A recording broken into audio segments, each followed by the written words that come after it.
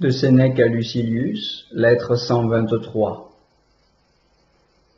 Très fatigué du trajet, plus pénible que long, qui mène à ma terre d'Albe, j'y suis arrivé très avant dans la nuit. Je n'y trouve rien de préparé, sauf moi. Aussi fatigué, je m'étends sur mon lit et je mets à profit le retard du cuisinier et du boulanger. Je me dis en effet que rien n'est grave lorsqu'on le prend bien, et qu'il n'y a d'irritant que ce dont notre irritation se fait une montagne. Mon boulanger n'a pas de pain. Il y en a chez mon régisseur, chez mon comptable, chez mon métayer. Mauvais pain, dis-tu, attends un peu, et il deviendra bon. La faim te le fera même trouver tendre et blanc. Donc, ne mange pas avant qu'elle ne te le commande. Eh bien, j'attendrai, je ne mangerai que lorsque j'aurai commencé à avoir du bon pain devant moi, ou que je ne serai plus difficile. Il est indispensable de s'habituer à vivre de peu. De multiples difficultés de lieu, de temps, fussionnons riches, viendront s'interposer. Nul ne peut avoir tout ce qu'il désire, mais il peut ne pas désirer ce qu'il n'a pas, et prendre avec bonne humeur ce qui se présente. Notre indépendance tient pour une bonne part à un estomac bien élevé, que les mécomptes ne rebutent pas. On ne peut concevoir tout le plaisir que je goûte à laisser ma fatigue passer toute seule. Je ne demande ni masseur, ni bain, pas d'autre remède que le temps. Car l'effet fâcheux du surmenage disparaîtra avec le repos. Ce dîner à la fortune du pot m'agréera mieux que tout banquet sacerdotal. J'ai fait l'épreuve de mon âme par cette expérience improvisée, plus franche par le fait et plus vraie. Lorsque l'âme s'est préparée, lorsqu'elle s'est prescrit la patience, sa véritable capacité de résistance ne se découvre pas aussi bien. Les indices de sa force les plus certains sont ceux que sur le moment elle a fournis, envisageant le contretemps avec résignation, plus encore avec sérénité. Ne s'échauffant pas, ne querellant pas, suppléant à ce qu'elle était en droit d'attendre par le retranchement du désir, et considérant que si ses habitudes en souffrent, elle-même n'y perd rien.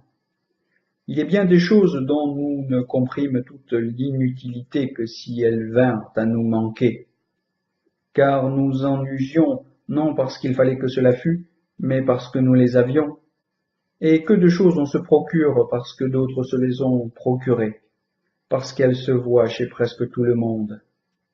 Une des causes de nos misères, c'est que nous vivons à l'exemple d'autrui et qu'au lieu de nous régler sur la raison, nous nous laissons égarer par l'usage. Une chose qui se ferait peu, nous nous interdirions de l'imiter. La mode s'en généralise-t-elle? Persuadés qu'elle gagne en beauté du fait de sa vogue, nous l'adoptons. Et l'erreur nous tient lieu de principe raisonnable en devenant l'erreur de tous. Aujourd'hui, on ne voyage plus qu'avec toute une cavalerie d'éclaireurs numides, toute une avant-garde de coureurs. Ce serait scandale de n'avoir point de gens pour jeter hors de la route les piétons que l'on croise, pour signaler par des flots de poussière l'arrivée d'un homme considérable. Aujourd'hui, chacun a ses mulets transportant vases de cristal, vases murins, chefs-d'œuvre des artistes de la ciselure. Ce serait scandale de laisser croire que l'on n'a pas dans tout son bagage une seule pièce qui est à redouter les chaos. On ne met ces pages en voiture qu'après leur avoir enduit le visage d'un onguent qui empêchera le soleil, le froid, d'offenser leur peau délicate. Ce serait scandale qu'il y ait dans vos cortèges de jeunes esclaves, quelques fréminois, auxquels l'emploi du phare est manqué. Il faut éviter la conversation de ces gens-là, ce sont des intermédiaires du vice, ce sont ces importateurs. On croyait que la pierre espèce qui fut était celle des colporteurs de ragots. Eh bien, voici les colporteurs du vice. Leur société fait beaucoup de mal, car même si leur leçon ne prend pas racine tout de suite, elle n'en laisse pas moins des germes dans l'âme. Même après que nous les avons quittés, ce mal ne nous lâche pas, et il se ravivera. Au sortir d'un concert, notre oreille emporte avec elle cette musique, ces chants mélodieux, ce qui gêne les démarches de la pensée et exclut les idées sérieuses. De même, les propos des flatteurs, des apologistes du mal gardent en nous des résonances, après que nous les avons entendus. Et ce n'est pas sans peine que l'on chasse de son âme ces douces sonorités. Elles nous accompagnent, elles se prolongent et nous reviennent par intervalles. Fermons donc nos oreilles aux paroles perverses dès leur première insinuation, car lorsqu'elles ont commencé et se sont, trouvant porte ouverte, installées, elles se font plus hardies. De là, on en vient à dire vertu, philosophie, justice, mots vides et ronflants. L'unique félicité, c'est de faire fête à la vie, manger, boire, jouir de son bien, c'est cela à vivre. C'est ne pas oublier que l'on est mortel, les jours s'écoulent, la vie achève son cours irretrouvable, et nous hésitons. Que sert d'être sage? Et puisque notre âme ne sera pas toujours apte au plaisir, de lui infliger la tempérance, tandis qu'il peut les goûter, tandis qu'il les réclame, et par là de devancer la mort et de s'interdire ce qu'elle finira par nous ôter. Tu n'as pas de maîtresse, pas de mignon qui rende jalouse ta maîtresse. On ne te voit jamais boire. Tes dîners sont ceux d'un fils de famille qui doit soumettre à son père ses comptes journaliers. Ce n'est pas la vivre, c'est plutôt regarder vivre les autres. Quelle folie de se faire le gestionnaire de son héritier, de se refuser toute chose. Et pourquoi? Pour que ton ample succession te fasse d'un ami un ennemi, car ta mort fera d'autant plus de plaisir au légataire qu'il aura reçu davantage. Ces gens tristes et sourcilleux qui, censeurs de la vie d'autrui, infestent leur propre existence, ces précepteurs de tout le monde, dis-toi bien qu'ils ne valent pas un sou et n'hésite pas à préférer bonne vie à bonne renommée. Ces voix, Lucilius, ceux qui disent cela ne sont pas moins à fuir que ceux à portée desquels Ulysse ne voulut passer que lié aux mains de son navire. Leur pouvoir est aussi grand. Ces voix détournent de la patrie, de la famille, des amis, des vertus, et vous jettent aux écueils d'une vie pleine de honte et de misère, si vous ne savez pas passer outre.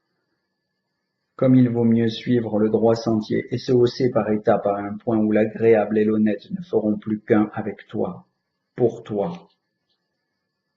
Nous pourrons y arriver quand nous saurons bien qu'il y a deux genres de choses, celles qui nous attirent et celles qui nous rebutent. Le premier genre comprend la richesse, les plaisirs, la beauté, le désir de briller, toutes choses qui sont caressantes et souriantes. Le second comprend les épreuves, la mort, la souffrance, le refus du laisser-aller, etc. Nous devons faire en sorte de ne pas redouter l'un et de ne pas désirer l'autre. Prenons le contre-pied dans les deux cas. Fuyons ce qui nous invite, attaquons ce qui nous agresse. Tu sais combien l'attitude diffère selon qu'on descend ou que l'on monte. À la descente, le corps se porte en arrière, à la montée, en avant. Pencher le corps en avant à la descente et en arrière à la montée, c'est vouloir fauter. Le plaisir est en pente, les difficultés sont à gravir. Ici, il faut pousser, là, il faut freiner. Tu crois peut-être que je désigne par là comme dangereux à écouter ceux qui sont partisans du plaisir et qui nous inculquent la crainte de la souffrance, crainte elle-même si redoutable? Eh bien non. J'estime que sont non moins malfaisants certains qui, sous le masque de la secte stoïcienne, nous exhortent au vice. Voici leur langage. Seul le sage sait être aimant, seul il est apte à l'art d'aimer, seul le sage est expert en beuverie et en intimité. Demandons-nous jusqu'à quel âge les jeunes gens sont à aimer. Laissons ces questions aux Grecs, Lucilius, et à leurs coutumes, et pour notre part, prêtons plutôt l'oreille à ceci. On n'est pas homme de bien par hasard. La vertu est chose qui s'apprend. Le plaisir est bas, futile, sa valeur est nulle. Il nous est commun avec les bêtes brutes, il attire les insectes et les êtres les plus méprisables. La gloire est illusoire et inconstante, changeante comme le vent. La pauvreté n'est pas un mal, Elle n'est un mal que si l'on se débat contre elle. La mort n'est pas un mal. Cela t'étonne, elle seule est la même pour tous les hommes. La superstition redoute les dieux qui sont à aimer, et les profane quand elle leur rend un culte. Car quelle différence entre nier qu'il existe des dieux et les calomnier?